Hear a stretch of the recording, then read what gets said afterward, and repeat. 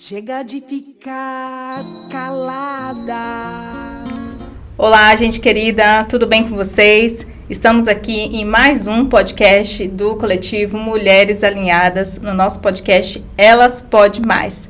E hoje estamos aqui com uma convidada muito especial. Ela é uma mulher de luta, tem todas as causas aí na sua pauta LGBT, mulheres, negros e muito mais. Ela faz parte também do Partido dos Trabalhadores, já foi vereadora em Guarulhos, já foi candidata a deputada federal e tem um legado muito importante que está aí construindo na sua trajetória como uma mulher de luta. Ela é Fernanda Curti, que está aqui conosco hoje. Oi, Josi, oi, Ana Paula, oi, Angélica, e um oi para todas as mulheres e todas as pessoas que vão assistir essa nossa conversa. É uma honra enorme estar aqui com vocês, viu? Fernanda Curti. Eu sou Angélica Paulino, estou recebendo a Fernanda junto com as minhas companheiras do podcast Elas Pode Mais. E, se me permite, eu já queria começar com a primeira pergunta. Manda. Você foi vereadora e teve o seu mandato cassado por uma manobra política jurídica. É isso, Angélica. Como que acontece isso? Você ser eleita democraticamente através de votos e não consegue assumir o teu mandato, Fernanda? Você sabe que eu fui uma das primeiras vítimas aqui no estado de São Paulo de um crime que recentemente foi reconhecido por lei no Brasil, né? Que é a tal da violência política de gênero. Bom, eu fui eleita em 2020, fiz 4.405 votos na cidade de Guarulhos, fui diplomada, fui empossada, montei o gabinete, fiquei 30 dias no cargo e após 5 recontagens eu perdi o mandato. 5 recontagens? 5? Foram 5. Foram 5. 4 eu venci, Fernanda. E na quinta... Essas recontagens foram pedidas por quem? Olha, desde que saiu o resultado eleitoral, isso em 16 de novembro de 2020, porque lembra que o calendário deu uma alterada por conta da pandemia? Guarulhos foi uma das cidades que demorou para sair o resultado, então saiu no dia seguinte, a eleição foi no dia 15, saiu no dia 16. Ali já começou uma disputa jurídica entre alguns partidos, né? O PT, o PP, o Podemos e o Republicanos. Numa corrida para tentar mudar a condição jurídica de algumas candidaturas, né? Então, esses partidos tinham candidatos que, por exemplo, têm a ficha suja, ou candidatos com dupla filiação, que foram exatamente os casos que me atingiram na quinta recontagem. Então, assim, foram pedindo as recontagem, eu venci as 4. Na quinta, foram inclusos os votos de um candidato com dupla filiação. Ele se filiou ao PDT e no dia da convenção do PP se filiou ao PP. Né? Isso favoreceu o cálculo final do PP. Sim. E também incluíram os votos de uma candidata que é ficha suja na cidade. Né? Ela é inelegível, foi condenada por 8 anos, enfim. E os votos dela hoje estão no cálculo da soma, né, dos votos do coeficiente eleitoral. Então, a alteração, a inclusão desses votos que são ilegais, né, fez a conta geral mudar. E por 47 votos eu perdi o meu mandato. 47 votos no universo de 4 mil decisões para que você tivesse o mandato? E que é a diferença de um partido para o outro na contagem da sobra, né? Eleitoral. Enfim, essa é a situação. Hoje, que ano foi isso, Fernanda? Desculpa. Isso foi em 2021. 2021. Começou logo após a eleição, né? Certo. Mas mesmo depois de eu ter sido empossada, enfim, é muito curioso, né? Porque lá na cidade o pessoal sempre vem falar comigo e fala, porra, que situação esquisita, né? Eu tô lá na foto de posse da legislatura de 2021 a 24, mas não tô exercendo o mandato. Hoje o nosso caso, nós ainda estamos disputando judicialmente, né? Eu ia perguntar se continua. Com certeza. Não dá pra deixar, não dá pra abrir mão assim fácil. Eu dei um azar danado, Angélica.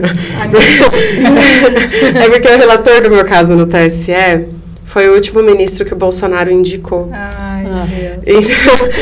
Então, assim... Tá explicado. Cássio. A gente sabe, eu confio muito na justiça e eu acho que nós não podemos abrir mão dela, claro. Mas nós também sabemos como é que essa justiça branca masculina trata casos quando são relacionados a mulheres negras que, né, inventaram de se meter na política, que historicamente não é um lugar nosso, né? Então, eles vão tratar de um jeitinho mais, fica ali. Com a palavra advogada. Cássio Nunes Marques. Cássio com K. O Cássio com K está com o seu.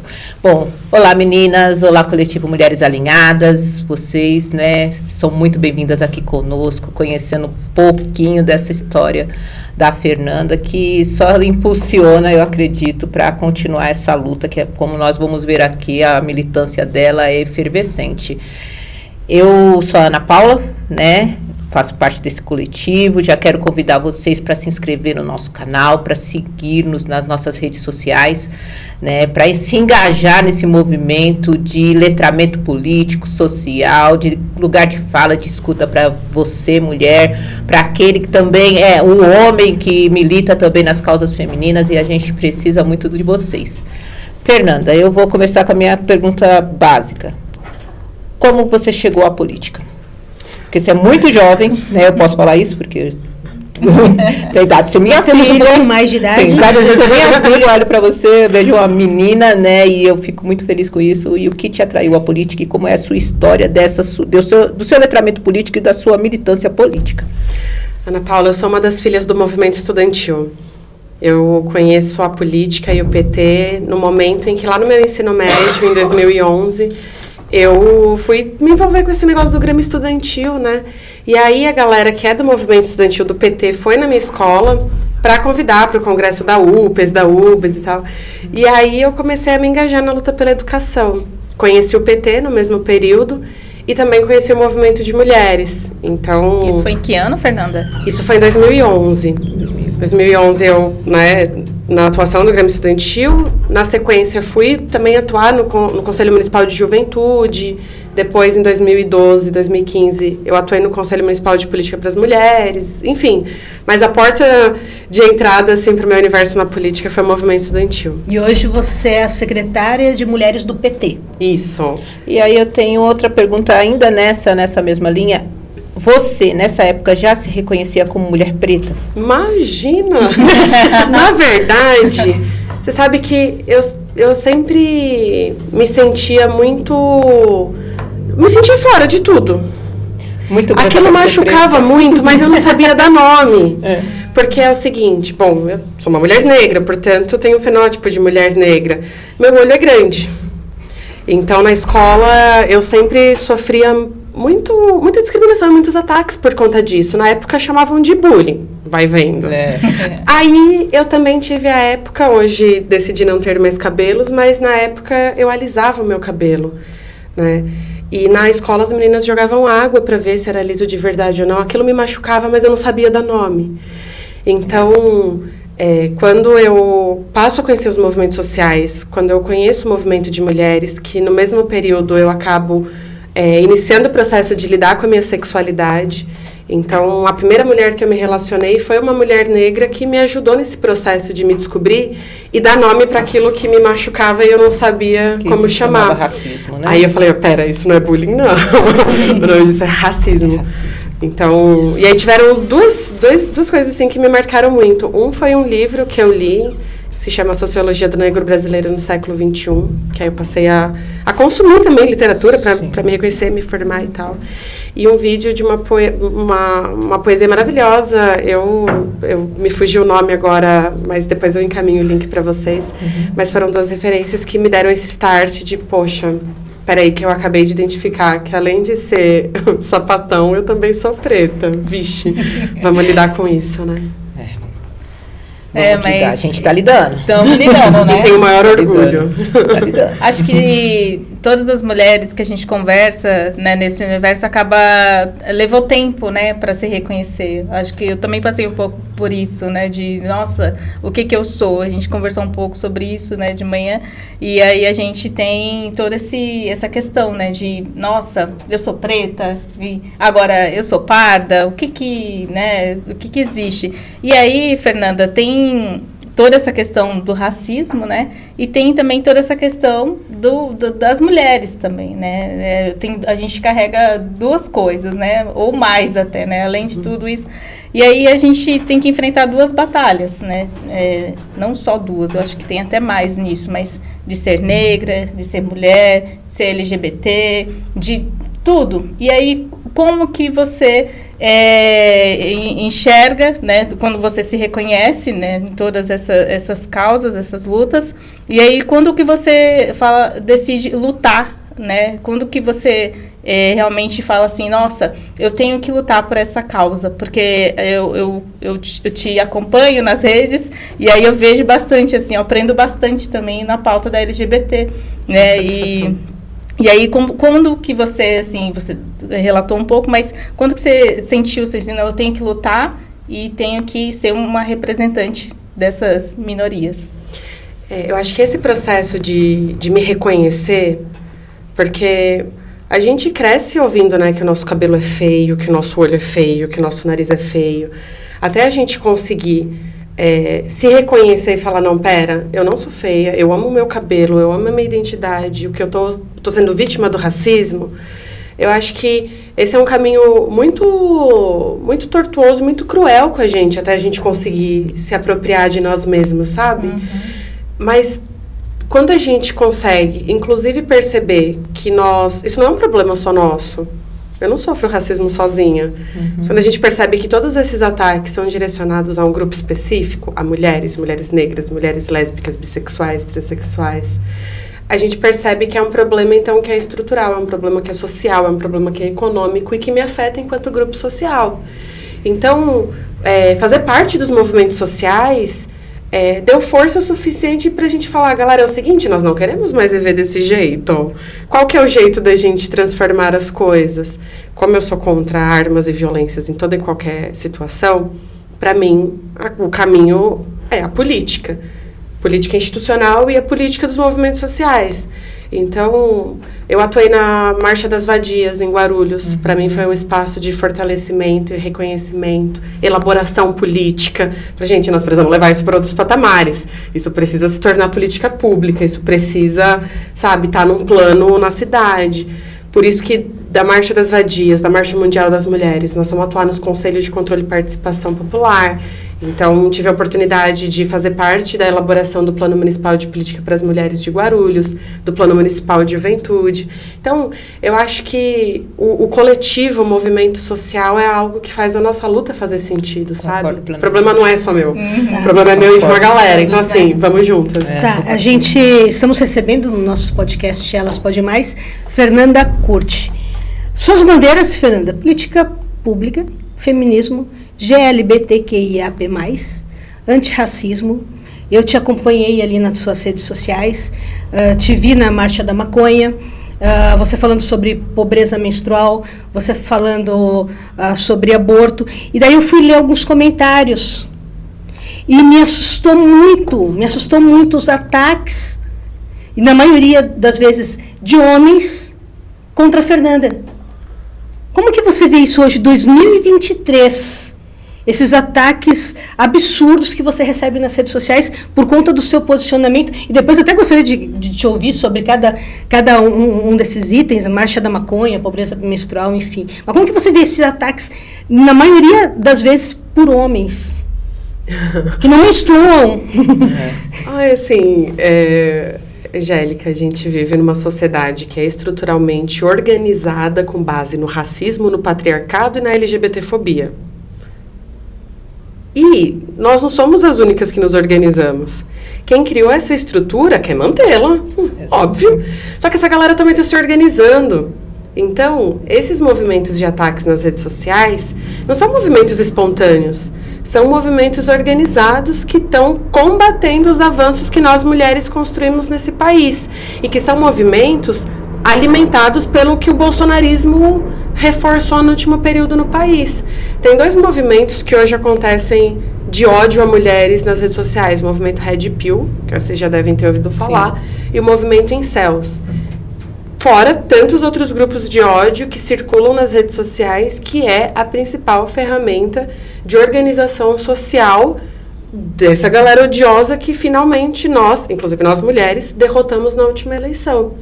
Então, essa galera pega perfis de mulheres feministas, mandam em grupos organizados e que são públicos do Facebook e organizam ondas de ódio. Recentemente, eu tive que mudar o meu número de telefone porque divulgaram o meu endereço, os meus documentos, o meu telefone, o nome da minha irmã, num grupo de ódio do Facebook, um grupo que se chama Como Tanca o Bostil.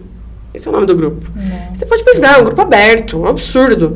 E lá você vai verificar vários crimes de racismo, crimes contra a democracia.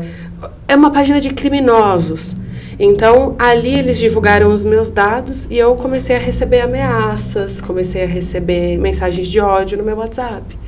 Então, assim, ninguém quer sofrer violência, óbvio, mas eu tenho consciência política do porquê que isso está acontecendo comigo. Porque eu tenho um posicionamento que eu não abro mão e que fere uma estrutura que essa galera quer manter intacta. Eles não são punidos.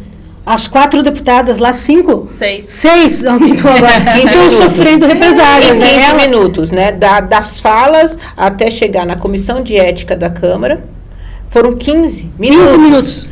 Nós tivemos um ex-presidente inominável, porque que passou 28 anos no seu mandato parlamentar, cometendo todas as improbidades, todos os excessos, e nunca foi levado. Não por não haver a luta para levá-lo à comissão de ética. Havia, mas sempre foi abafado, porque, além de ser homem, é um homem branco e que faz parte de todo esse sistema. Ele é o espectro desse sistema, né? E a gente vê isso, né? Como é rápido a punição quando é para as mulheres. Ela é muito rápida. E sabe que tem um motivo que, inclusive, é objeto de discussão dentro das mulheres do PT também, que é, a gente avançou em ter a lei que reconhece e tipifica a violência política de gênero, só que ela ainda não foi incorporada para dentro do regimento interno do Código de Ética das Casas Legislativas. Ou seja, quando a violência política de gênero acontece dentro da política, nós ainda não conseguimos porque o reagir. parlamento não recepcionou ainda. Porque você manda para a comissão de ética com qual...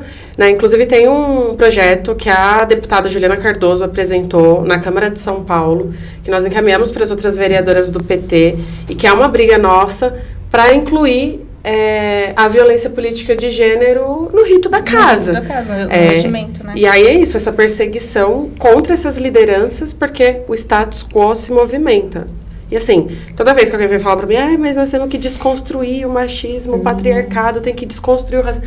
Eu não quero desconstruir absolutamente nada. Eu quero destruir o racismo, eu quero destruir o patriarcado. Agora, se eu quero isso, tem uma galera que quer se manter. Então, essas ondas de ódio, elas vão nesse sentido de tentar intimidar a gente, falar, olha, não vem aqui que essa briga você não vai aguentar. O que eles não sabem é que eu não faço essa briga sozinha, então... Vamos que vamos. Nesse sentido, e acho que vocês também pensam muito nisso, a importância do letramento, né? Saber que as coisas acontecem sem saber nomeá-las nos impede de lutarmos, né? Então, eu não me reconheço enquanto mulher preta.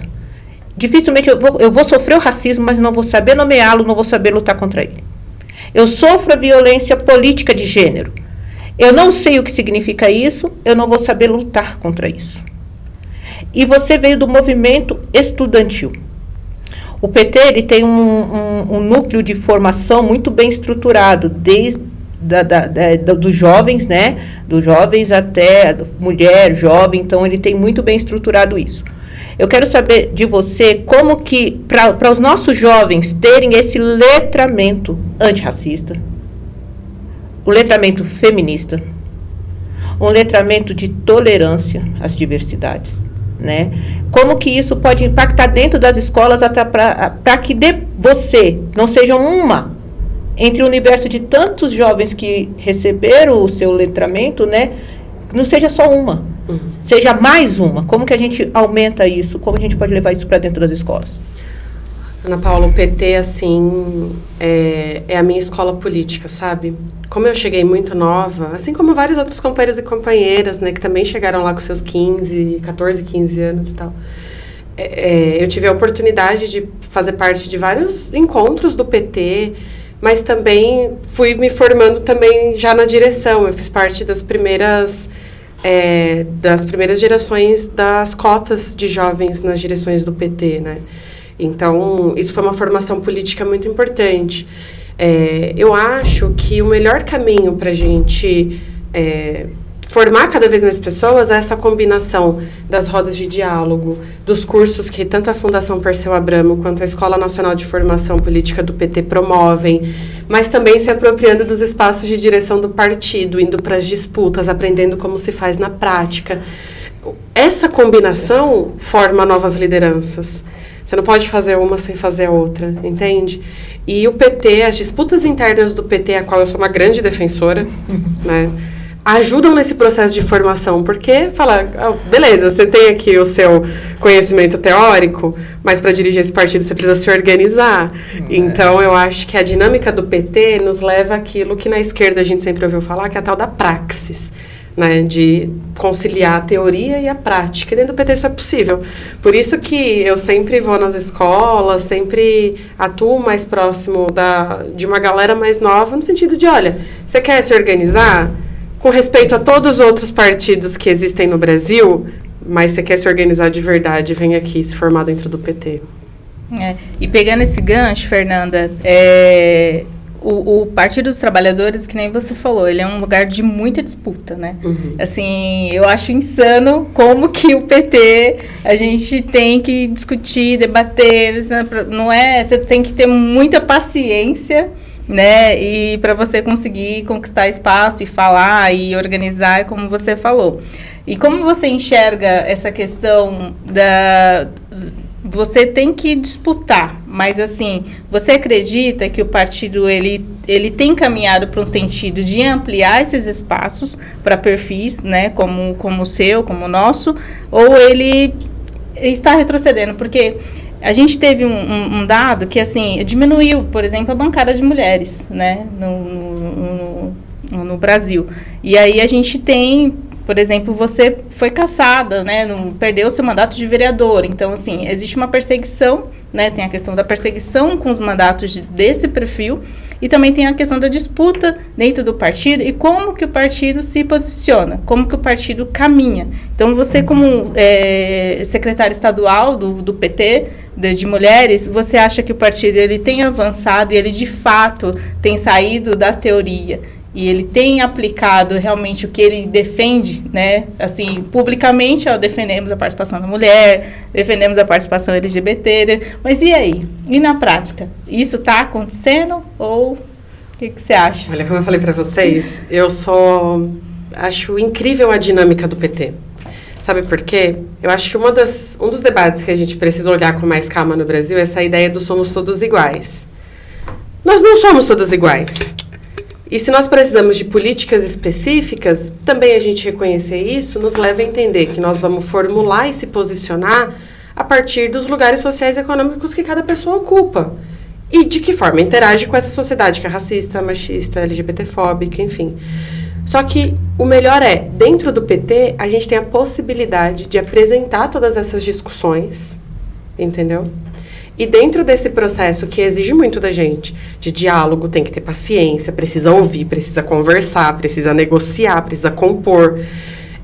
Tudo isso mostra o quanto é um partido plural, diverso e que respeita essa diversidade. Porque, vamos combinar, tem vários partidos no Brasil que a decisão é de uma pessoa só.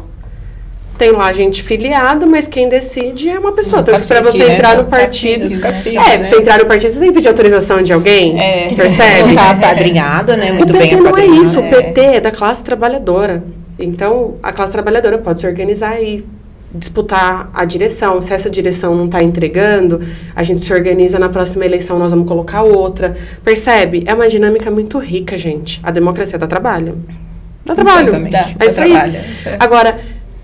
eu acredito que o PT está avançando. E sabe por quê? Porque as mulheres do PT avançam. Acho que não existe em nenhum lugar na política, nem na política institucional, do ponto de vista do executivo e do legislativo, e nem na política partidária, ninguém dá nada pra ninguém. Não é dado. Essa foi a primeira coisa que eu aprendi, viu, Angélica? Quando eu entrei na política. Aqui é o seguinte, é onde o filho chora, a mãe não vê, aqui não dá nada pra ninguém. A gente precisa construir. E as mulheres do PT são bravas, gente. As mulheres do PT têm conseguido garantir conquistas muito importantes, sabe? Primeiro, desde a criação da nossa secretaria, reconhecer, para discutir a luta de classes, vai ter que sim discutir a vida das mulheres brasileiras. Isso foi uma conquista enorme. Bem antes que a política brasileira estabelecesse que tinha que ter no mínimo 30% de mulheres nas disputas eleitorais, as mulheres do PT já tinham conquistado a paridade nas direções, percebe? Então, um dos poucos partidos com mulher presidenta do partido. Exatamente. Que teve o apoio para a primeira mulher eleita presidente da nação. A gente tem que levar esse protagonismo do Partido dos Trabalhadores. Isso tem peso. E tem um dado muito importante. Nós passamos um período de perseguição ao nosso partido, que tem a ver com as coisas que a gente defende e com as políticas que nós implementamos no país. Mas, desde a eleição de 2020, em especial, porque 2016 foi uma eleição muito dura, né? Uma eleição de muita violência, muita perseguição. Mas, em 2020, as mulheres do PT começam a construir um cenário que, assim, é um degrau muito importante na nossa luta. O PT, em 2020, nós caímos de 198 vereadores para cerca de 135. Só que nós, mulheres do PT, nós saímos de 32 para 46. Ou seja, num cenário de redução da bancada, as mulheres do PT avançaram. Aí a gente pega a eleição de 2022. Nós conseguimos, primeiro, um avanço, que nós, de novo, conseguimos caminhar para ter mais do que 30% de mulheres na chapa estadual, portanto, nós saímos com 35% de mulheres na chapa federal e 46% de mulheres na chapa estadual. E é um compromisso da Secretaria de Mulheres. A gente continua avançando. Na eleição de 2026, a gente está criando o cenário, caminhando para alcançar a paridade dentro das nossas chapas também. E eu não tenho dúvidas. Avançamos na chapa e avançamos na eleição das mulheres do PT. Nós saímos de 2 deputadas para 5. E nós não tínhamos nenhuma deputada federal e conseguimos eleger a Juliana Cardoso. Então, assim, o conjunto das mulheres do PT está avançando no estado de São Paulo e também no Brasil, onde a gente vai verificar várias outras mulheres que foram eleitas. E eu não tenho dúvida, viu, Josi, que em 2024 nós vamos conseguir manter as nossas vereadoras e eleger mais. E em 2026 nós vamos seguir esse caminho de cada eleição conseguir dar uma marca de avanço nosso. Então, eu contei toda essa história para dizer, sim, as mulheres do PT estão avançando e não é porque estão nos dando nada, não. Porque a gente está se organizando, porque a gente está disputando, porque a gente está entrando e falando, olha, chegamos. Então está avançando, porque nós mulheres também acho que estamos criando consciência disso, né, cada vez mais, e estamos conquistando espaço, né? Nós decidimos avançar. E quando as mulheres decidem, gente, ninguém segura. Ninguém segura, é verdade. Ninguém segura. E eu complemento com a questão que dentro dos partidos de esquerda, o patriarcado também se faz presente. Claro.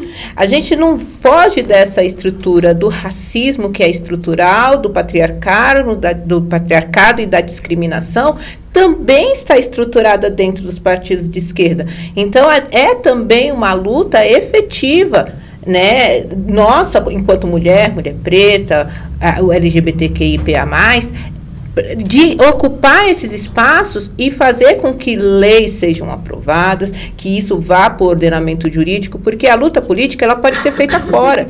É o sistema que nós temos, né? É o sistema que nós temos. Nós precisamos de legislações que tenham efetividade nessa luta. Você falou um negócio muito importante, Ana Paula. É um sistema. É um sistema.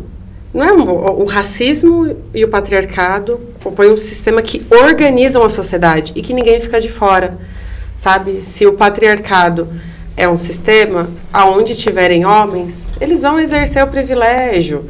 Então, quais são as condições que a gente cria para que as condições de disputa, as condições de trabalho, as condições sociais sejam cada vez mais equiparadas? Nós, mulheres brasileiras e as mulheres do PT também, conseguiram carimbar recentemente a vitória da igualdade salarial entre mulheres e homens, correto?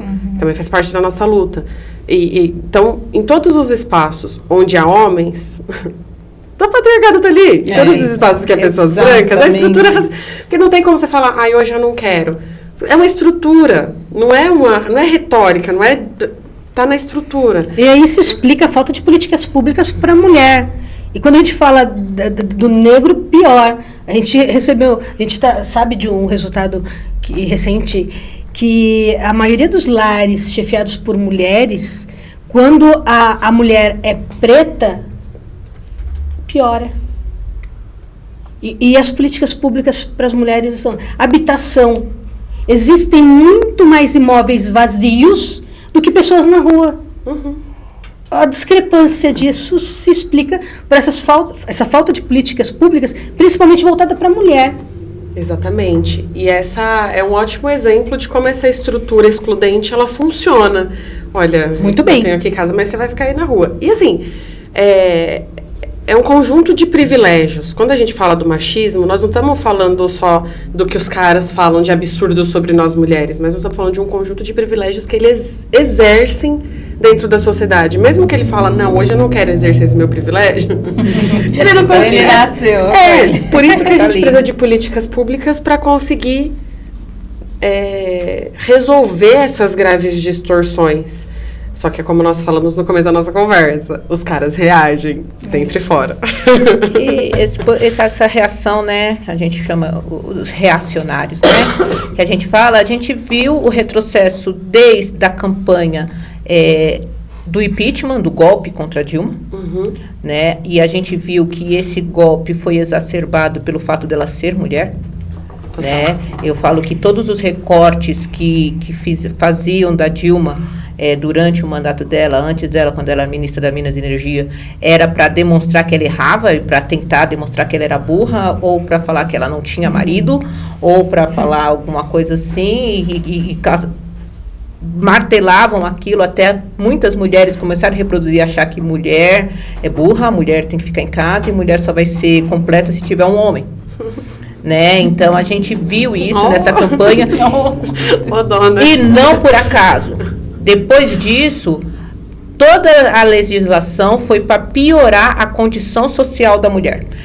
A reforma trabalhista piorou a condição da mulher, a reforma previdenciária piorou a condição da mulher, a eliminação dos conselhos municipais, dos conselhos de alimentação, dos conselhos da segurança alimentar, piorou a condição da mulher, porque, como a Angélica disse, são as mulheres maioria que chefiam os lares, são elas as primeiras a serem colocadas em situação de miséria e fome. Né? Então, a gente teve uma destruição de todo esse arcabouço. E você, Fernanda, você vem em 2020, na efervescência dessa destruição de direitos, na efervescência dessa perseguição, desse crescimento da perseguição contra a mulher e contra as pessoas com diversidades e orientações diferentes, e você vem e se mostra tão jovem. Onde saiu essa coragem? Né, para você, sabendo que estava acontecendo tudo isso, porque você tem um letramento político muito bem alicerçado, você sabendo que estava acontecendo tudo isso, por que você falou assim, não vou continuar nessa gestão das áreas do PT interna, eu vou para a disputa? Olha, eu estudei em São Paulo, sabe? Então, eu moro em Guarulhos, minha faculdade era lá na Liberdade, então eu precisava fazer esse trajeto, já trabalhava em São Paulo, e sempre chegava muito tarde em casa, né? Pegar trem, né? E sempre chegando muito tarde, eu moro num bairro da periferia de Guarulhos, aí é descer do ponto e sair correndo todos os dias, sabe? Pra chegar em casa e falar, ufa, cheguei viva. Aí mais um dia, lá vai de novo. Ufa, cheguei viva. Isso fora as vezes que eu fui agredida na rua por andar de mãos dadas com as minhas companheiras, assim. Então, eu não tenho pra onde fugir. Eu não tenho pra onde fugir. Ou luta? Ou luta eu morro. O luto morro.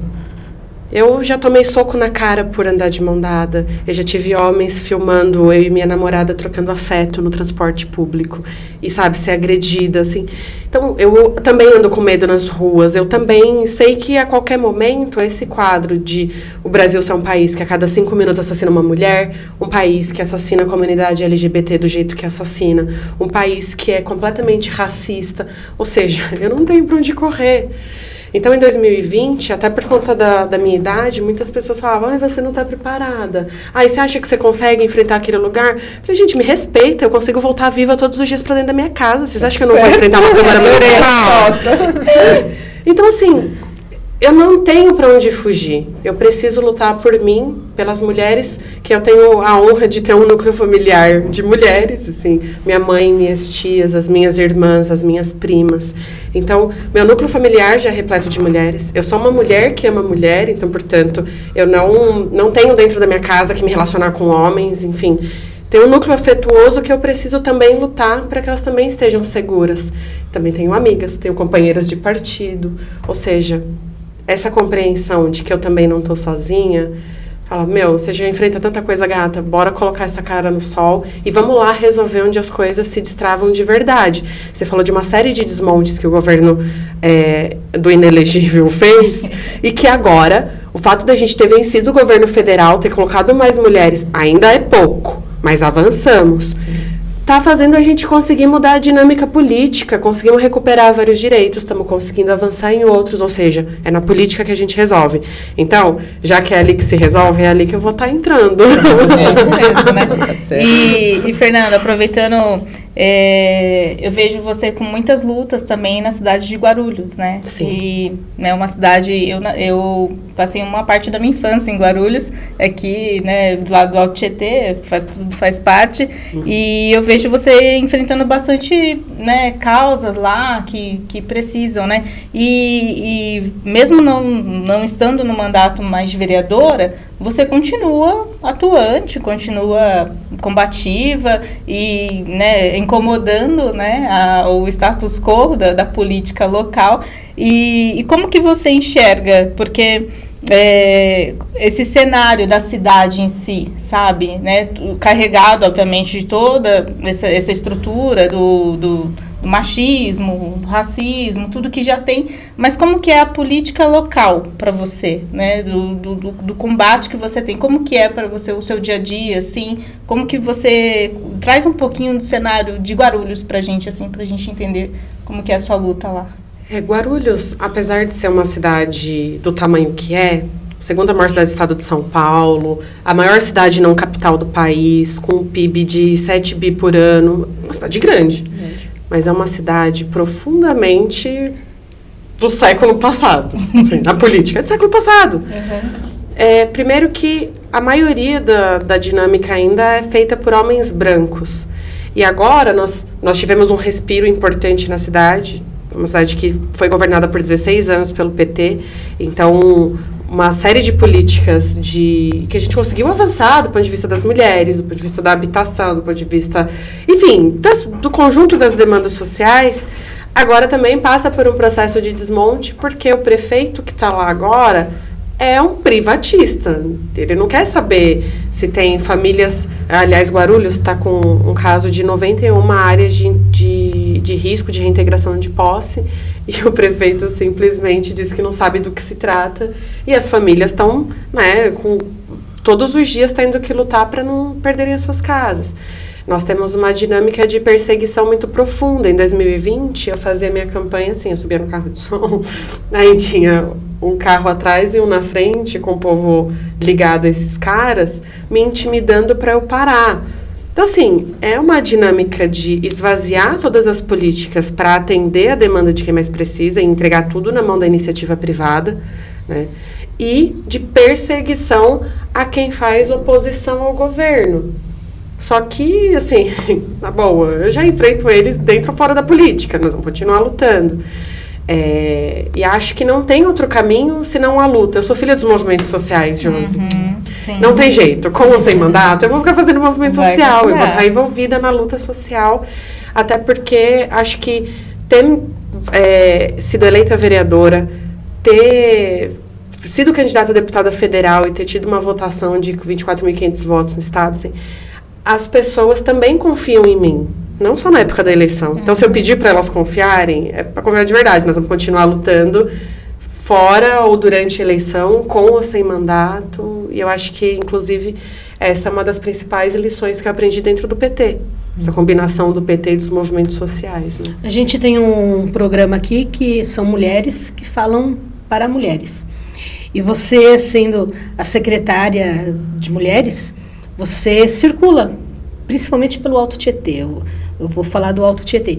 E como você circulando por essas cidades do Alto Tietê, você vê uma perspectiva positiva para 2024 relacionada à mulher, às mulheres? Demais, gente. É assim, eu sou muito grata pela tarefa que as mulheres do PT confiaram a mim, sabe? De poder organizar as mulheres aqui no nosso estado, assim.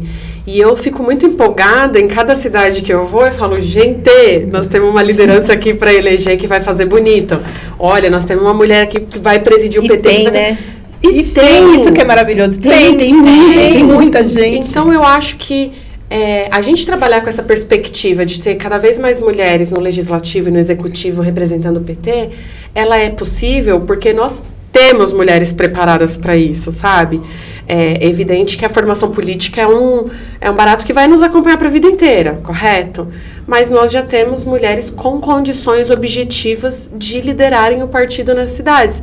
Só não estão liderando ainda por conta do patriarcado. Mas é isso, nós vamos construir esse caminho. Por falta de informação também, né, Fernanda? Porque eu acho que, às vezes, as coisas ficam tão restritas que a mulher que está aí nos assistindo, que está olhando e que nunca pensou como que é essa dinâmica político-partidária nos bastidores dos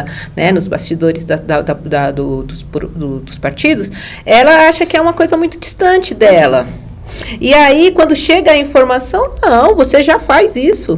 Vem para cá, vem junto com a gente que você vai fazer isso institucionalmente, vai fazer isso filiada, né, vinculada a um partido político.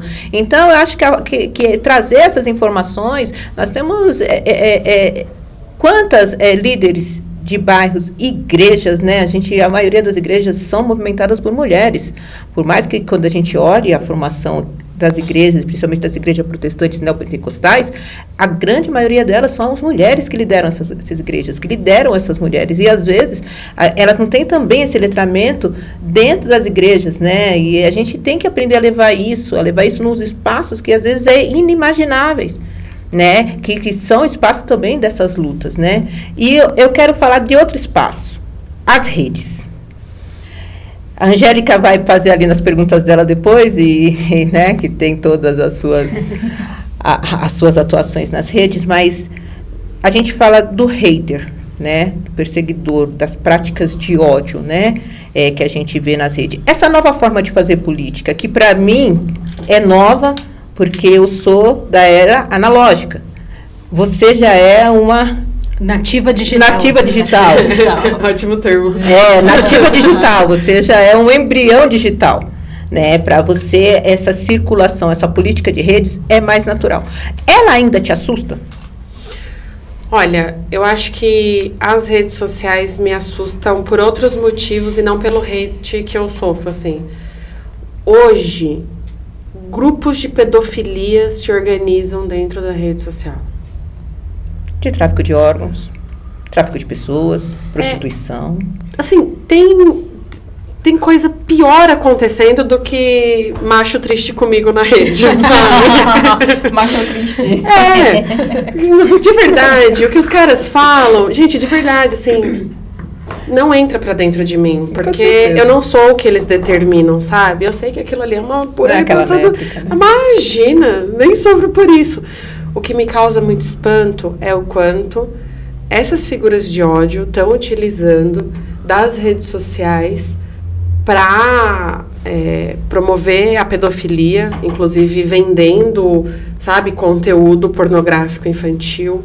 Estão se organizando para promover os ataques recentes que nós vivemos nas escolas. Aliás, teve TikToker presa por organizar ataques dentro da sua conta, sabe? Então, eu acho que o principal debate hoje que a gente precisa fazer da rede é a gente criar regra. O marco, né? Por isso que o projeto de lei das fake news, a gente não pode desistir dele, gente. Inclusive, a gente precisa responsabilizar as plataformas, né, com esse conteúdo de ódio que está sendo promovido ali. A rede social não pode ser hospedeiro de violência e de criminosos, e hoje é. E nesse sentido, Fernanda, que eu perguntei, essa nova política, essa política feita nas redes, porque... sabemos, e isso é dado, número, que o engajamento na mentira, o engajamento na violência, o engajamento com as fake news, ele é muito maior. Ele fomenta mais lucro para as grandes empresas, né, para as big techs e as grandes empresas. A gente sabe que a mentira e todo tipo de crimes de ódio, eles rendem muito dinheiro, né? E a política, ela, principalmente a extrema-direita, ela absorveu isso muito rápido. Né, isso aí, Steve Bannon e tudo que aconteceu com o Brexit ou com tudo que a gente viu fora, aconteceu, o Brasil foi um grande palco, né, de um laboratório de ensaio sobre essa manipulação das redes, mas nós sabemos que as redes podem ser um lugar de boa política. E é isso, assim, né, como que você pode usar as redes, e a gente está usando as redes, né, porque às vezes a gente vem aqui, ataca, e também estamos usando as redes. E como que a gente faz essa política atual, essa boa política atual, através dessas mídias? As redes sociais é uma realidade que chegou para ficar e ponto final. Já tá, o YouTube, por exemplo, faz mais de 10 anos que está aí na pista e que continua oferecendo muito conteúdo, né? Agora, essa semana, a empresa Meta lançou mais uma rede social, o Threads, ou seja, as pessoas estão se comunicando no ambiente virtual. E para quem faz política, quem debate os movimentos sociais, quem debate ideias, a gente não vai estar nos espaços onde as pessoas estão se comunicando. É óbvio que nós temos que estar. Isso é evidente que tem a panfletagem, o contato no olho a olho, tudo isso a gente precisa manter. Só que a gente não pode desconsiderar que hoje as pessoas têm mais probabilidade de dar 2 cliques no like de um conteúdo que ela vai ver no Instagram do que pegar um panfleto na porta do metrô. Vamos ser honestas? Isso acontece. Eu acho que a forma da gente disputar esses espaços é fazendo exatamente o que vocês estão fazendo aqui. A gente precisa oferecer conteúdo também para as pessoas com informações que também sejam verdadeiras. Ao mesmo tempo que a gente luta para ter uma legislação dura, que derrube tudo que é notícia falsa, que derrube conteúdo de ódio, que derrube conteúdo racista, LGBTfóbico, a gente precisa falar para as pessoas o que é a verdade. Precisamos oferecer pontos de vista, reflexão, provocar debates que sejam saudáveis. As redes, elas são possíveis de serem... É possível ser feito isso, sabe? Agora, precisa ser um ambiente seguro. Como eu falei para você... eu não ligo para o que os caras falam. Só que é o seguinte, tem uma série de crimes que eles estão cometendo ali que também não podem passar desapercebidos. Por isso que tudo que acontece de crime ali, inclusive esse vazamento dos meus dados, a gente conseguiu... Olha, o universo me protege, sabia, Ana Paula? Porque na mesma hora que começou o ataque hater, eu dei um salve nas amizades e falei, galera, tô sofrendo ataque. Todo mundo entrou no perfil e começou a printar tudo, pegar os links, começou a fazer uma operação de proteção que me possibilitou denunciar cada perfil. No DECRAD existe uma delegacia específica de crimes digitais e de crimes raciais. Porque as mensagens que eu recebia eram mensagens de racismo e LGBTfobia. É crime. Eu tenho falado para as pessoas, não é sobre me tolerar ou me respeitar, é sobre cometer um crime ou não. Agora, é esse o debate que a gente faz no Brasil. Então, como existe uma delegacia específica, fui lá, denunciei, consegui levar os perfis. Então, eu estou em cima para que, inclusive, a gente consiga punir, né? Descobrir os perfis e ir para cima, entendeu? Então, eu acho que, de novo, a gente precisa combinar, oferecendo reflexões, chamando as pessoas para uma discussão mais profunda e mais qualificada, né?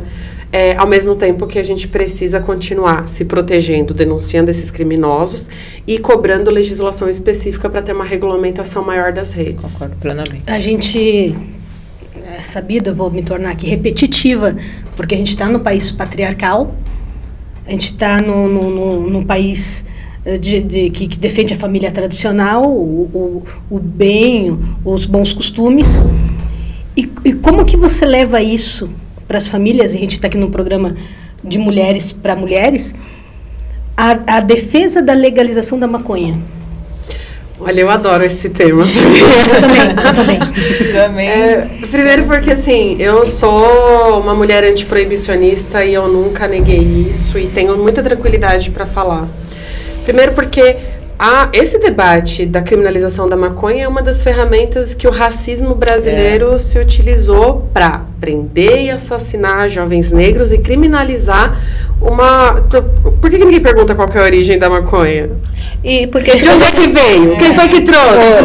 Fernanda, primeiro ponto. E porque também a criminalização da maconha é setorizada.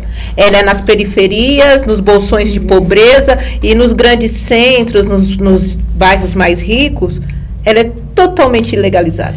Com uma tranquilidade. Quando você pega os estudantes brancos da USP fumando uma maconha, ninguém vai pegar.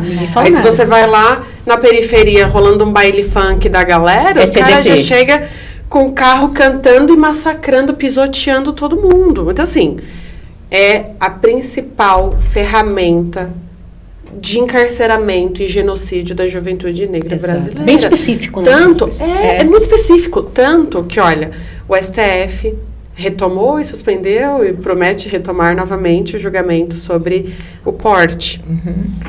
E diversas matérias também deram publicidade para isso, mas se tudo seguir de acordo com como a gente espera que aconteça, de que seja legalizado o porte de até 25 gramas, cerca de 27% do sistema prisional vai para a rua. Exato. E então, quase 87%, deixa eu completar, bastante. Quase 87% do adolescente em medida socioeducativa. E essa galera... 87%. E essa galera é dona da droga? Imagina! Não é. Os donos da droga não são presos. Não são. Então, esse é o primeiro ponto. O antiproibicionismo, a gente lutar pela regulamentação a priori da maconha, mas eu acho que nós temos que ter uma outra visão para o conjunto das drogas. Sabe por quê? A guerra não produziu nenhum efeito positivo. Há mais de 50 anos que o Brasil decidiu entrar nessa guerra motivada pela política dos Estados Unidos e não produziu nenhum efeito. Não desmontou o crime organizado, não resolveu o problema da criminalidade, não fez as pessoas deixarem de usar, não fez. Aí você tem essa política desse jeito, né, de criminalizar, de prender, de matar, só quem é preto, que é pobre, que é favelado, a galera rica pode transitar com tranquilidade. Você viola o direito das pessoas que estão em situação de drogadição e que precisam de saúde pública, e você também cria dificuldades e empecilhos para as famílias que precisam da substância do THC para tratamentos de diversas doenças que hoje já foi comprovado que ele serve. Então, olha que política burra. A gente costuma comentar dentro da Marcha da Maconha em Guarulhos que, todos os anos é uma guerra que quem vence é a guerra, né? Porque morre jovens de um lado, morre policiais de outro, e a gente não consegue dar um fim objetivo. A gente não pode ignorar a luta do capital, né? É a luta do capital. Porque quando foi interessante criminalizar a maconha pela indústria de tabaco americana, foi por um viés do capital. E hoje, ao contrário senso, a legalização em alguns estados e a proibição em outros, principalmente em países que são potenciais produtores como o Brasil, porque a gente tem o polígono da maconha, né, ali no Pernambuco, no divisa do Pernambuco e da Bahia, que produziriam toneladas e teria um viés econômico muito alto, tem toda a pressão do capital para que não se legalize. Não se legalize, porque a partir disto, eles também dominam o mercado. Então, a gente nunca pode esquecer dessa luta do imperialismo contra os pequenos, porque os grandes produtores dessas substâncias, seja a maconha, a folha de coca, são países latino-americanos, que poderiam ganhar muito com isso. Olha, nós tivemos uma vitória enorme do governo federal agora, que foi a aprovação da reforma tributária, correto? Sim, sim. Eu acho que já foi um grande avanço, mas quer uma arrecadação grande para a União, legaliza o mercado da maconha. Exato. Gente, Exatamente. tem 3 grandes economias ilegais no Brasil. A primeira segue sendo o tráfico humano. A segunda é o tráfico de drogas. A terceira é o tráfico de armas. Gente, legaliza isso aqui. Queira ou não, as pessoas consomem. Mesmo sendo proibido, tá na pista, as pessoas consomem.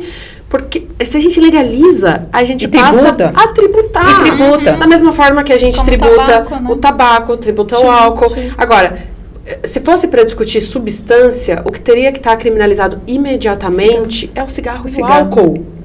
Se quer falar de saúde... Que tem um efeito pior do que a maconha. Tem efeito tanto para o nosso organismo, ou em especial ao álcool, tem efeito para terceiros. Quantos casos acontecem no Brasil de acidentes de trânsito motivado por pessoas alcoolizadas? Vamos brincar, né, Fernanda? A indústria da cerveja promove o turismo sexual no Brasil. Diminuiu muito, mas ainda promove. Então, assim... Não, a gente teve um presidente que foi promover o turismo sexual no Brasil. Então, nós estamos falando de uma substância que não faz mal, ao contrário, ela é usada para tratamentos e a legalização pode favorecer o acesso das famílias que mais precisam, inclusive motivar que cada vez mais entidades como associações tipo a Flor da Vida lá em Franca, que produz o remédio para distribuir para famílias que precisam, várias outras, né? A gente consegue desafogar o sistema prisional brasileiro e tratar... O SUS. Não, e a gente trata do que é crime relevante, gente. Engraçado que essa motivação que eles têm para poder prender preto e pobre não é a mesma que tem para prender estuprador, né? Não, e assim, né? Vamos ser bem ingênuas, né? Vamos falar uma fala bem ingênua. Ai, mas por quê? É porque você pode plantar no vaso. Mas ninguém planta cigarro no vaso. Você pode plantar o fumo. Mas a indústria farmacêutica é uma máfia, né? Exato. Por que existem muitas doenças que não têm cura ainda? Porque a indústria farmacêutica não permite. Porque se permitisse, o câncer já teria sido erradicado, o HIV já não existiria mais e tantas outras doenças. E na questão da maconha, eu sempre falo isso, na questão da maconha, é porque é uma planta. É uma planta, ela não vai gerar royalties, ela não vai gerar industrialização, ela não vai gerar isso. Então, por não gerar isso, não há o interesse da liberação. A clandestinidade passa a ser muito mais lucrativa porque ela lucra de maneira lateral. Então, eu lucro porque eu fomento a indústria do crime. O crime dá dinheiro, gente. Infelizmente isso. O crime dá dinheiro. Pode não dar dinheiro para os menininhos que morrem todo dia na mão da polícia. Mas ele dá dinheiro e ele sustenta sistemas. Ele vai fomentar o uso de outras substâncias, né? Porque você vê que quando fala essa falácia de que a maconha é a porta de entrada, nunca ficou comprovado isso. Então, e a gente acaba reproduzindo argumentos sem pensar nos interesses. A pergunta é: a quem interessa manter a proibição? Exatamente. Ao racismo. A quem interessa? À estrutura. Ao racismo. E aí, mas você sabe que a indústria também pode produzir. Não tem problema. O que não pode é falar que é só a indústria. Porque eu acho que um avanço junto da legalização é a gente também criar condições para que as pessoas que sofreram com o peso da criminalização tenham condição de explorar a legalização. O que isso significa? Permitir que os jovens negros que hoje estão presos possam ser produtores. Eles não ficaram presos quando era criminalizado, eles precisam lucrar quando for legalizado. Ou, no mínimo, ser indenizados, né, por roubo da juventude.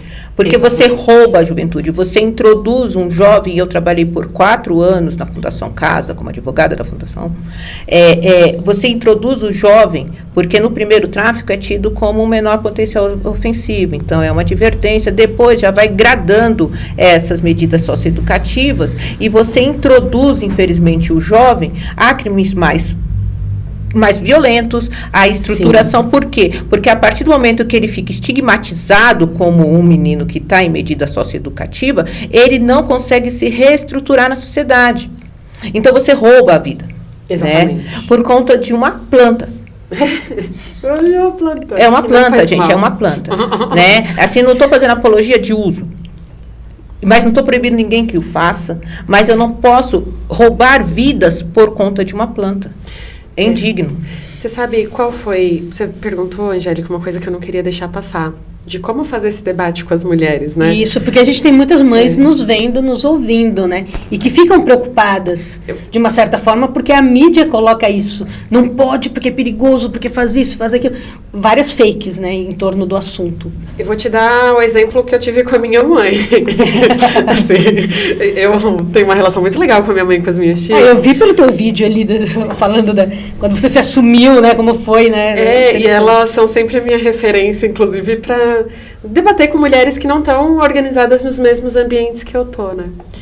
E a minha família, de modo geral, adora um tal de remedinho de um Nelsoro no nariz, que todo mundo usa. Sim. E aí, vez em quando, né, como todo mundo usa, já vai na farmácia comprar 3x10, essas coisinhas. Aí, toda vez que minha mãe fala pra eu ir buscar, eu falo, tudo bem, eu vou porque a sua droga é legalizada, a minha ainda não é. Então, é mais fácil eu ir buscar a sua do que buscar a minha. Então, eu acho que o primeiro debate já usam, correto? A gente precisa tirar jovens e adolescentes da proximidade com o tráfico. Exatamente. A Quando você legaliza, esse jovem ou ele vai plantar, ou ele vai pegar na drogaria, igual eu pego o Nelsoro da minha mãe. Sim. Segunda coisa, mostrar pra minha mãe que eu consegui me formar no curso de Direito, que eu trabalho, que eu toco a minha vida, e que a maconha nunca foi um problema pra eu não conseguir me desenvolver intelectualmente, por exemplo. Percebe? De mostrar pra ela os benefícios da saúde. Minha mãe tem uma amiga, que minha mãe é cabeleireira, né? E eu adoro, às vezes, ficar indo no salão também, porque, nossa, altas conversas. Fica sabendo de tudo. E aí tem uma vizinha nossa, que é uma senhora e tal.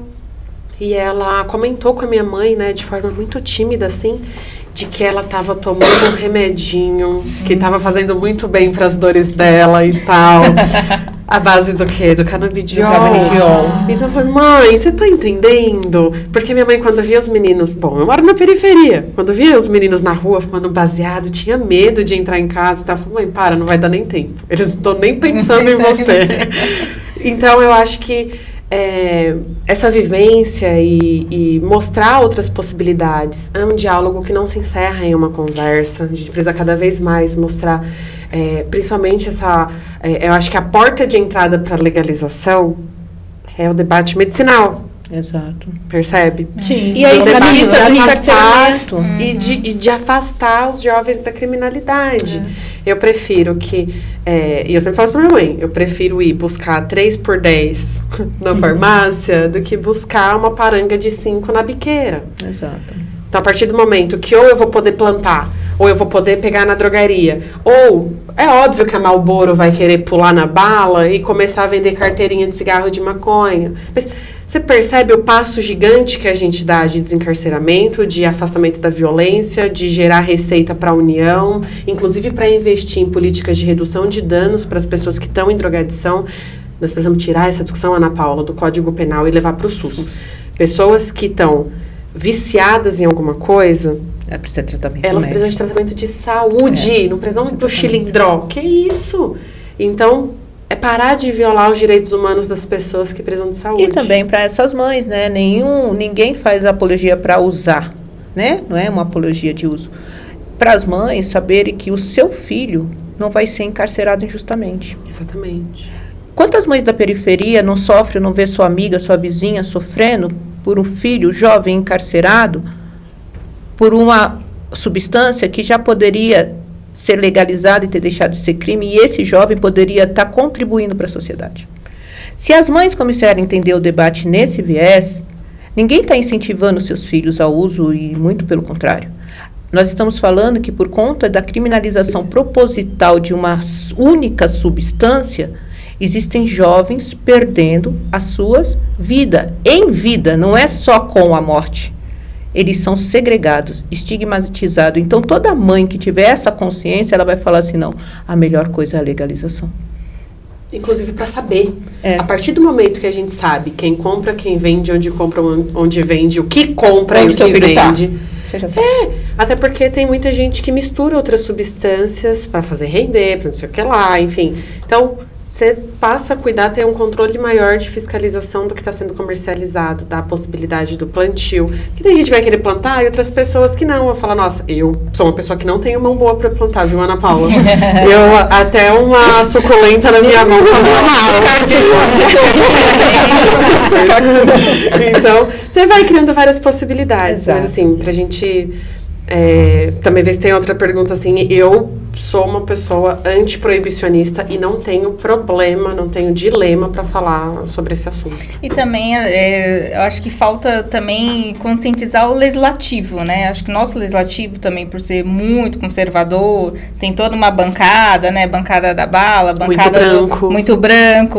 Então, a gente vê que a gente volta nos mesmos pontos, né? Enquanto a gente tem o legislativo com essa cara, a gente também não consegue avançar em outras pautas, né? Exatamente. Como essa, porque é uma coisa que não é esclarecida para a população, né? Assim, não sabe de fato do que se trata. E foi a primeira vez que eu vi na TV aberta falar sobre a cannabis, que passou uma reportagem recente de uma família que faz uma plantação, gasta horrores para fazer uma plantação, né, da planta, da maconha, para poder tratar a criança, né? Então, é uma coisa que a gente tem que sair desse tabu, né? E falar sobre esse assunto, né? Ô, Josi, sabe um retrato, assim, que mais me tocou das campanhas eleitorais que eu fiz? Foi ver a quantidade de mães nas periferias com crianças autistas sem tratamento. Exatamente. É isso que... O canabidiol pode ser usado para tratamento do autismo dessas crianças. É o caminho. E essas mães têm condição de gastar milhões para manter? Ou as famílias com os idosos com Alzheimer. SUS, vamos lá. Alzheimer e demência senil. Né? A gente vê famílias sofrendo, né, com pessoas com Alzheimer, que também pode se beneficiar desse TSH e não são permitidas. E isso é uma forma de genocídio também. Exatamente. É uma forma de genocídio, né? Porque a gente tanto mata na ponta por conta da criminalização e pela negação do tratamento. Exatamente. Então, é uma forma de você cometer um genocídio com uma substância que, quando se tenta debater, já vem os rótulos mentirosos, né? Porque a gente fala fake, mas vem as mentiras, né? Para colocar nuvens sobre o debate e a gente não aprofundar o debate de maneira racional, equilibrada, porque eu não uso. É fácil rotular, mas ela está falando isso porque ela usa. Eu não uso. Meus filhos não fazem uso. Eu não estou fazendo essa defesa por isso. Eu estou fazendo essa defesa porque é uma defesa justa de se fazer. Essencial. Porque é um genocídio que acontece.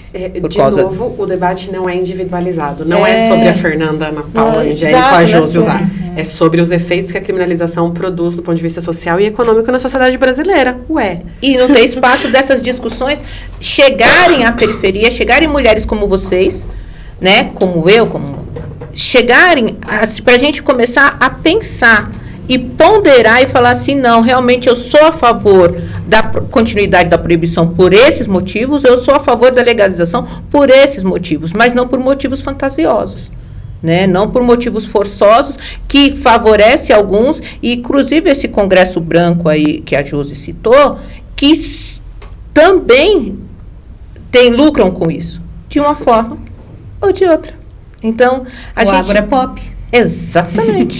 Sabe uma coisa que eu fico me perguntando? É o BBB, o que aconteceu, né? Lá com aquele jatinho de 39 quilos de cocaína? Ele tá na minha cabeça. Ele tá 39, são 40. O que aconteceu lá com aquele helicóptero de pasta base que foi pra fazenda de um racer? O que aconteceu com esse povo aí?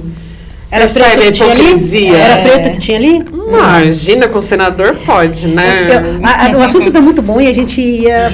Eu quero conversar com você sobre outro assunto que não deixa de ser menos polêmico. A gente tem que escutar pro produtor se tá bom, tá tudo bom. É sobre a pobreza menstrual. É polêmico? Eu ouço as pessoas dizerem, na minha época, eu me virava, que se virem as meninas, as mulheres... Por isso tinha tanta evasão escolar, né? Nossa, como eu conheci colegas minhas que deixavam de ir para a escola por causa disso. E daí, quando se fala de pobreza menstrual, parece um tabu, não pode falar. Mas menstruação é coisa de mulher, não pode falar alto. Não pode. Desculpa. Gente, mas Angélica, é que tudo que envolve a mulher e o nosso corpo, a nossa sexualidade, a nossa... Fala baixo. Ninguém fala. Tanto que a gente nem é preparada para isso.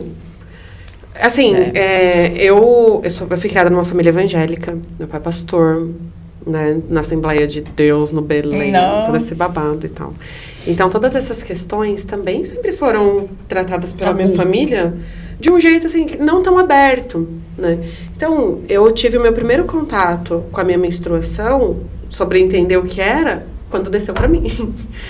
Até então chegou o disco voador.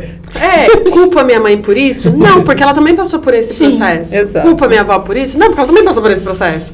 Então, até a gente entender o que é lidar com o nosso corpo, conhecer o nosso corpo, nós somos privadas disso.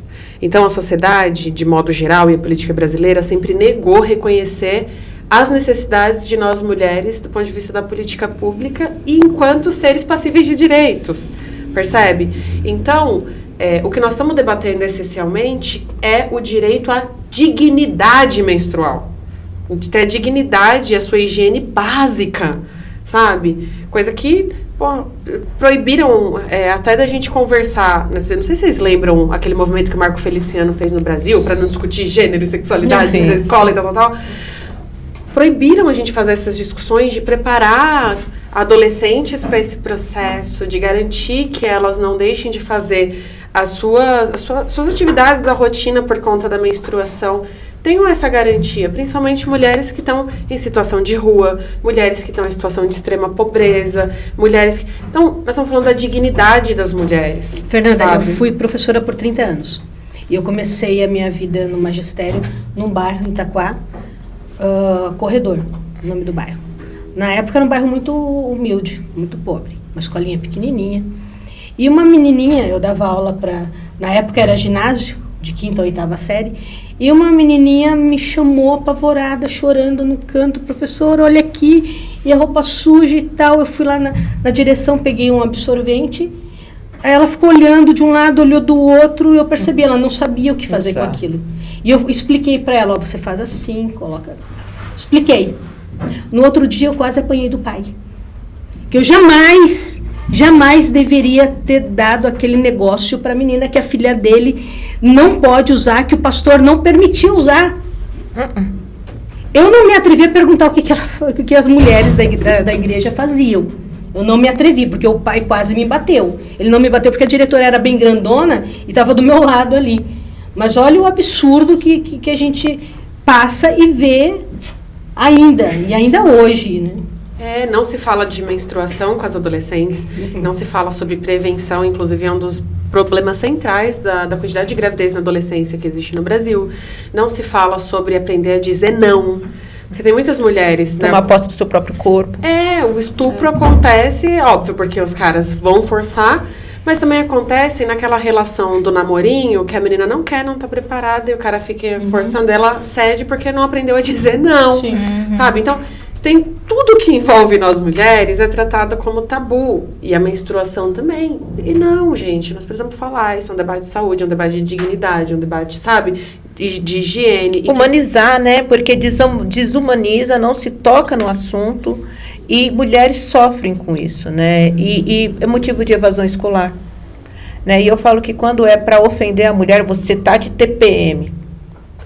Aliás, aí você pode lembrar da menstruação e lembrar que o ciclo menstrual pode causar um período de muita pressão psicológica, e se você não tiver como se assear, né, durante o período menstrual, você também piora a sua TPM, porque você fica mais preocupada, mais nervosa, mais isso, né, porque vai vir, e como que eu vou me cuidar? Olha, eu quero muito que comecem a falar da minha TPM, sabe por quê?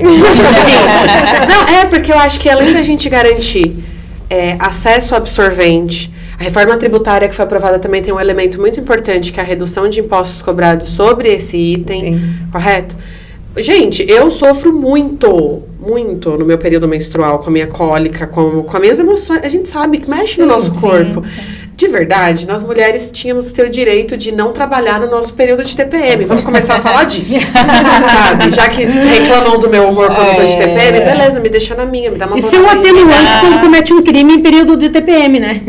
Eu quero também que seja... Atenuante da pena. Atenuante da pena. Não, mas é de verdade, assim, nós precisamos cuidar de nós mulheres. Os cuidados com o nosso corpo precisam ser colocados em outro patamar de discussão. Não dá para lembrar da gente só na hora de parir. Olha... Querendo ou não, né? Parir, querendo ou não. Eu acho que todas as mulheres que decidem ser mães devem ser respeitadas, bem como todas as mulheres que decidem não ser mães devem ser respeitadas. E que eu acho que precisa ter um conjunto de cuidados, até para as mulheres que decidem não ser mães, com o nosso próprio corpo, sabe? Acho que a gente precisa ter política específica para dar condições a essas mulheres no período menstrual. A gente sabe quanto é sofrido pra gente. E a gente também sabe a carga que essa sociedade deposita nos nossos ombros, mesmo nos momentos que nós estamos fragilizadas. A gente não pode mais seguir sendo fragilizadas e suportando tudo como se isso fosse normal. Não, não é. Então, agora, quem quiser falar da minha TPM, beleza, assim, tô de TPM mesmo, eu não quero falar disso, me dá 3 dias em casa. Gente, é tanta política pública, né, que a gente acaba falando aqui no nosso programa, tudo para mulheres e que acabam não se concretizando porque nós não temos, né, legislativo, boa parte do legislativo composto por mulheres, né? Então falta, né? Quem tem que falar da gente é a gente mesmo. Então, para isso a gente precisa estar lá, né? Compor esses lugares de poder que decidem sobre nossas vidas, né? Sobre o nosso corpo, e acaba a gente não falando sobre isso porque não tem gente que está lá que nos representa, que conhece a gente, né? Mas, Josi, nós estamos avançando. Por iniciativa do judiciário, mas nós estamos avançando. Eu não sei se vocês se lembram, mas quando começou essa discussão do mínimo de mulheres nas chapas, a Câmara dos Deputados queria propor no máximo 5% da reserva na chapa e no máximo 5% da distribuição do fundo que seria aprovado, correto? Aí veio o STF e falou, o máximo aqui é no mínimo 30% das vagas e dos recursos. Aí, na eleição seguinte, nós tivemos o avanço da participação étnico-racial na chapa. Ou seja, os recursos precisam ser distribuídos de acordo com a quantidade de pessoas negras na chapa, entre homens e mulheres, correto? E outros tipos de pessoas, né? Eu acho que o próximo passo que nós precisamos dar no Brasil, considerando que os mecanismos de estar na disputa com garantias de vagas e garantias de recurso, ainda que a gente precisa avançar muito, já existem. Nós precisamos avançar para uma discussão de reservas de vagas das cadeiras do Legislativo e da construção das listas alternadas dentro dos partidos. O que significa isso? Você tem lá um conjunto de cadeiras no Congresso Nacional ou nas câmaras de vereadores e vereadoras ou na Assembleia Legislativa que precisam necessariamente ser ocupadas por mulheres e que vão ser ocupadas vendo a lista dos partidos. Quem são os mais votados? Tem que um homem e uma mulher, um homem e uma mulher, um homem e uma mulher. Aí a gente está equiparando esse barato de verdade. Aí chama paridade. Aí nós estamos discutindo mais do que paridade. Nós estamos discutindo democracia de verdade. Porque a única coisa que é democrática no Brasil é o direito ao voto. O direito do exercício do poder político não é. Nós queremos discutir agora, e eu acho que é uma das tarefas das mulheres do PT e do movimento feminista, do movimento de mulheres, é discutir a democratização do poder político no Brasil. Porque aí nós vamos ter mais mulheres para aprovar tudo isso aqui que nós estamos comentando. E aí a importância... Lindo, né? E a gente vai batalhar para que se torne realidade. Não só sonhando. E o que a gente pode fazer agora, nesse momento... é sempre votar em mulheres que carregam essas bandeiras. Não basta ser mulher. Não basta ser do sexo feminino e fazer parte, cumprir a cota dentro do partido, cumprir lá a questão do gênero e a questão de raça. Temos que votar em mulheres que levantem essas bandeiras e que vão lutar para que essas ideias, esse debate vire legislação, seja legislado. Que só assim esse direito passa a ser efetivo. Quando nós levamos mulheres que não carregam essas bandeiras, que estão lá apenas por mulheres, mas para fazer a vontade dos caciques partidários, para continuar o status quo do jeitinho que está, sem mudança nenhuma, né? Tem até um filme, né? Vamos mudar alguma coisa para que nada mude. Né? Vamos mudar alguma coisa para que nada mude. Né? Vamos deixar as mulheres entrar, mas elas fazendo as nossas vontades, nada vai mudar. Não vai mudar nada para a gente. E não é isso que a gente quer. A gente quer um país que tenha essa igualdade. Um país que tenha esse respeito, essa humanização pela mulher.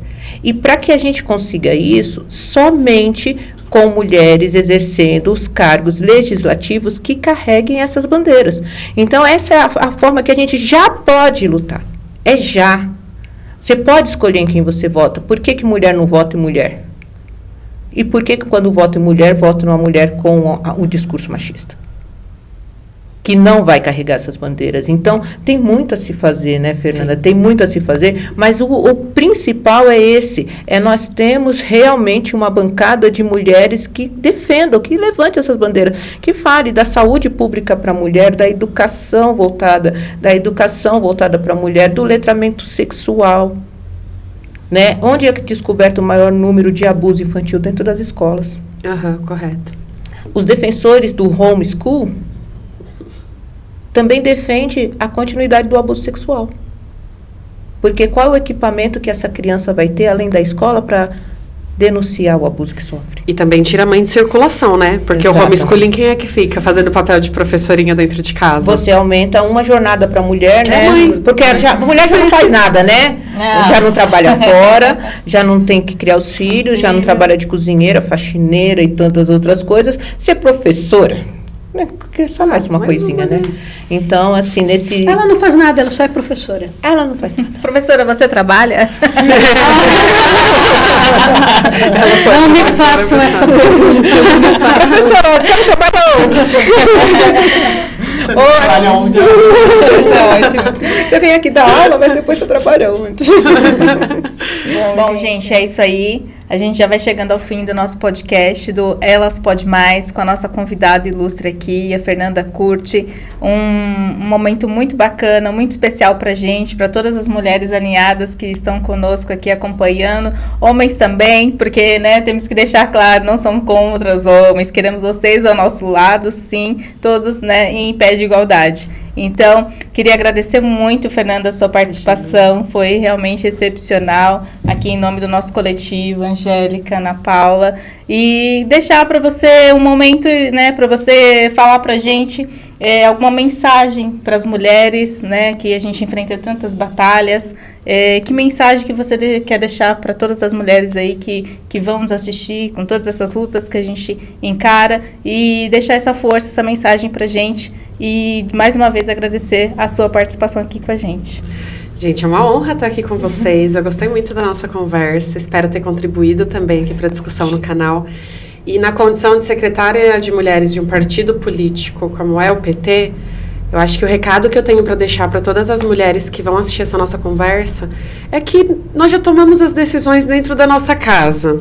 Nós tomamos as decisões sobre as nossas crianças. Nós tomamos as decisões sobre as nossas famílias. Vamos continuar decidindo o Brasil inteiro. Então, vamos entrar para a política, disputar os espaços do legislativo, do executivo e determinar qual é o melhor caminho para as nossas cidades, para o nosso estado e para o nosso país. A presidenta Dilma já nos mostrou que é possível. Então, esse é um espaço que também é nosso. Então, eu convido a todas vocês a se filiarem ao Partido das Trabalhadoras e também se colocarem à disposição para defender o nosso partido nas próximas eleições. Acho que é isso. Bom, e eu quero pedir o que eu faço sempre, para que você se inscreva no nosso canal, deixe o seu like, faça o engajamento, compartilhe esse vídeo, se não gostou em todo, compartilhe a si mesmo, né? Se não gostou de parte, compartilhe a si mesmo e venha participar conosco, traga o debate, nos comentários coloque os assuntos que você gostaria de ver aqui sendo discutido na nossa mesa, que também é a sua mesa. Muito obrigada, Fernanda. Gratidão por ter passado esse tempo aqui conosco, conversando sobre todos os assuntos. Vocês vão nos acompanhar, nos acompanharam. Continuem nos acompanhando, sigam nossas redes sociais, curtam, compartilhem. Enfim, Fernanda, obrigada. @coletivo alinhadas, @fecurt13 em todas as plataformas. Com histórias repetidas de um passado. Elas podem mais.